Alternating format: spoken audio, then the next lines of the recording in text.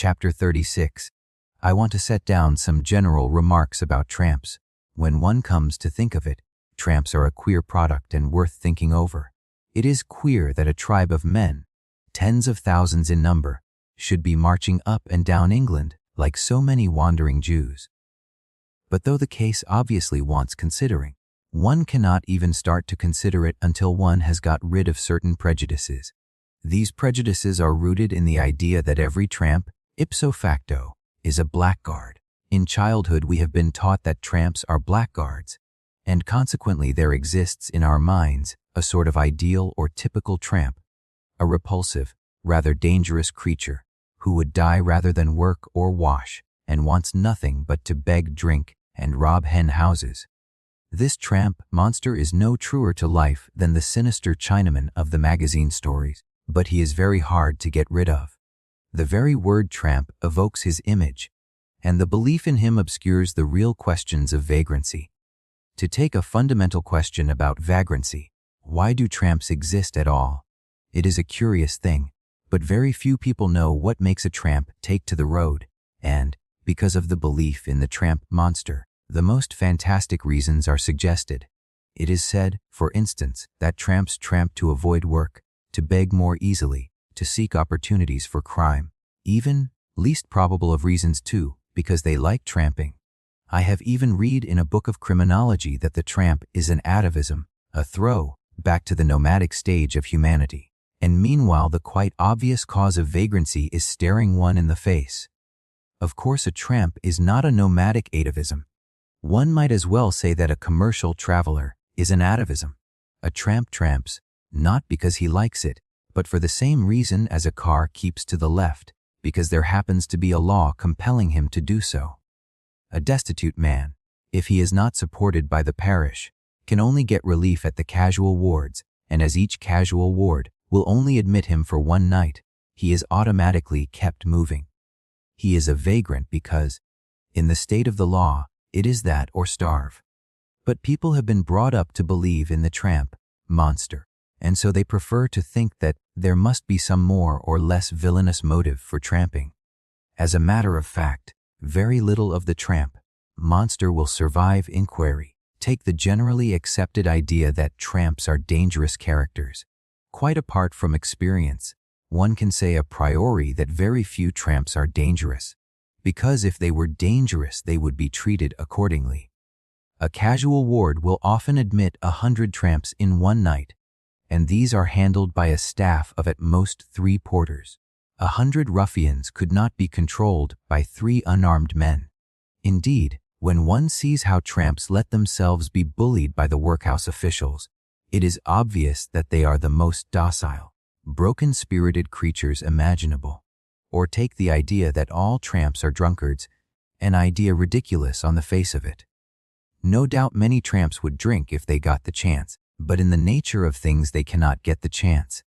At this moment a pale watery stuff called beer is 7p a pint in England. To be drunk on it would cost at least half a crown, and a man who can command half a crown at all often is not a tramp. The idea that tramps are impudent social parasites, sturdy beggars, is not absolutely unfounded, but it is only true in a few % of the cases. Deliberate, cynical parasitism, such as one reads of in Jack London's books on American tramping, is not in the English character. The English are a conscience-ridden race, with a strong sense of the sinfulness of poverty. One cannot imagine the average Englishman deliberately turning parasite, and this national character does not necessarily change because a man is thrown out of work. Indeed, if one remembers that a tramp is only an Englishman out of work, forced by law to live as a vagabond, then the tramp monster vanishes. I am not saying, of course, that most tramps are ideal characters.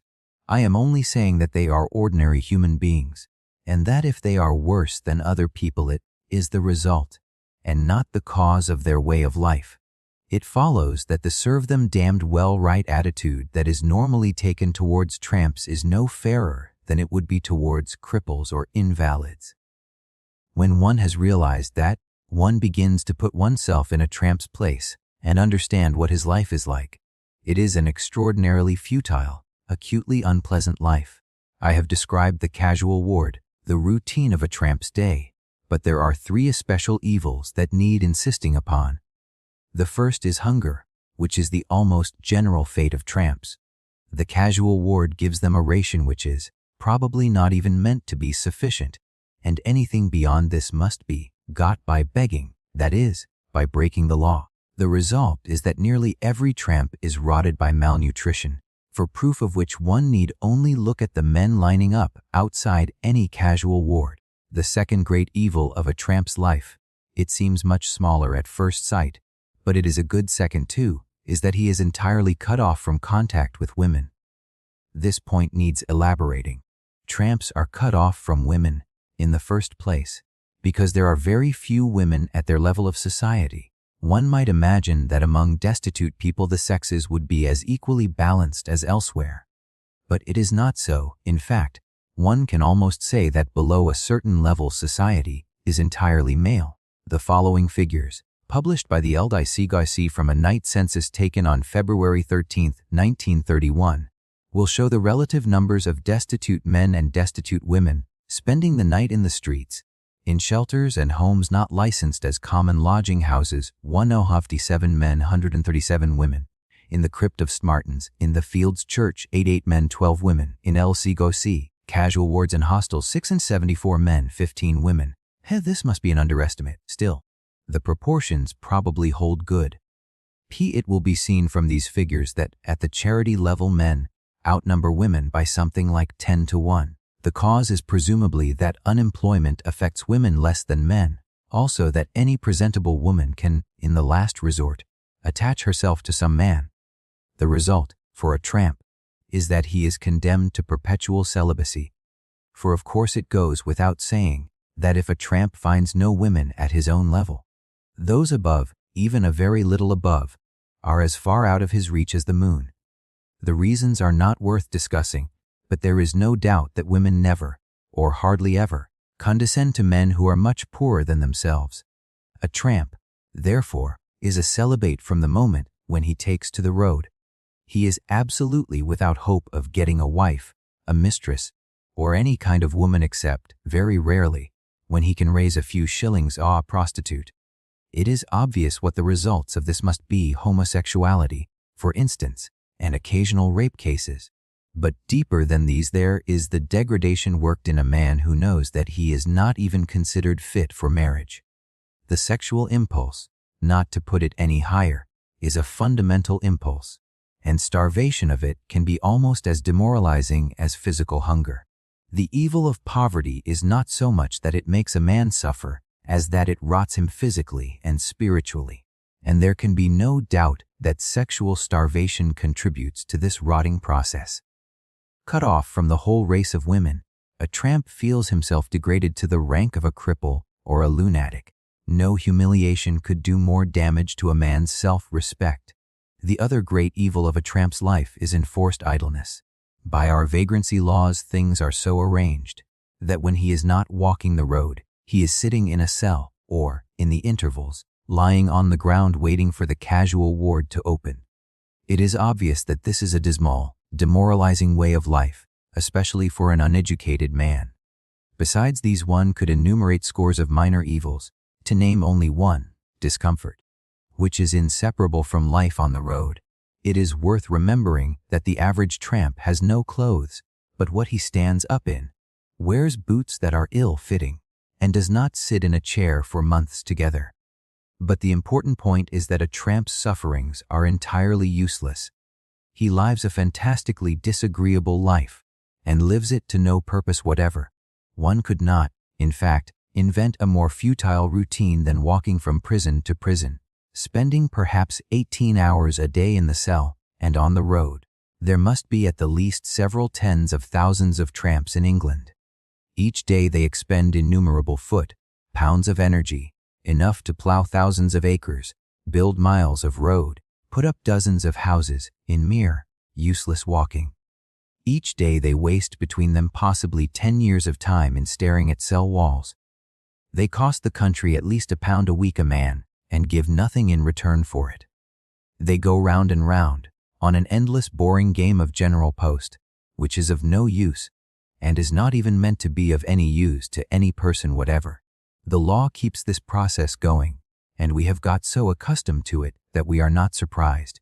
But it is very silly. Granting the futility of a tramp's life, the question is whether anything could be done to improve it. Obviously, it would be possible, for instance, to make the casual wards a little more habitable, and this is actually being done in some cases. During the last year, some of the casual wards have been improved beyond recognition, if the accounts are true, and there is talk of doing the same to all of them. But this does not go to the heart of the problem. The problem is how to turn the tramp from a bored, half-alive vagrant into a self-respecting human being. A mere increase of comfort cannot do this. Even if the casual wards became positively luxurious, they never will. A tramp's life would still be wasted. He would still be a pauper, cut off from marriage and home life, and a dead loss to the community. What is needed is to depauperize him, and this can only be done by finding him work, not work for the sake of working, but work of which he can enjoy the benefit. At present, in the great majority of casual wards, tramps do no work whatever. At one time they were made to break stones for their food, but this was stopped when they had broken enough stone for years ahead and put the stone breakers out of work. Nowadays they are kept idle, because there is seemingly nothing for them to do. Yet there is a fairly obvious way of making them useful. Namely this: each workhouse could run a small farm, or at least a kitchen garden, and every able-bodied tramp who presented himself could be made to do a sound day's work. The produce of the farm or garden could be used for feeding the tramps, and at the worst it would be better than the filthy diet of bread and margarine and tea. Of course, the casual wards could never be quite self-supporting, but they could go a long way towards it, and the rates would probably benefit in the long run. It must be remembered that under the present system tramps are as dead a loss to the country as they could possibly be, for they do not only do no work, but they live on a diet that is bound to undermine their health. The system, therefore, loses lives as well as money. A scheme which fed them decently and made them produce at least a part of their own food would be worth trying. In fairness, it must be added that a few of the casual wards have been improved recently, at least from the point of view of sleeping accommodation, but most of them are the same as ever, and there has been no real improvement in the food. It may be objected that a farm, or even a garden, could not be run with casual labor, but there is no real reason why tramps should only stay a day at each casual ward. They might stay a month or even a year, if there were work for them to do. The constant circulation of tramps is something quite artificial. At present a tramp is an expense to the rates, and the object of each workhouse is therefore to push him on to the next. Hence the rule that he can stay only one night. If he returns within a month, he is penalized by being confined for a week, and, as this is much the same as being in prison, naturally he keeps moving. But if he represented labor to the workhouse, and the workhouse represented sound food to him, it would be another matter. The workhouses would develop into partially self-supporting institutions, and the tramps, settling down here, or there according as they were needed, would cease to be tramps. They would be doing something comparatively useful, getting decent food, and living a settled life. By degrees, if the scheme worked well, they might even cease to be regarded as paupers, and be able to marry and take a respectable place in society. This is only a rough idea, and there are some obvious objections to it. Nevertheless, it does suggest a way of improving the status of tramps without piling new burdens on the rates, and the solution must, in any case, be something of this kind. For the question is, what to do with men who are underpaid and idle, and the answer, too, to make them grow their own food, imposes itself automatically.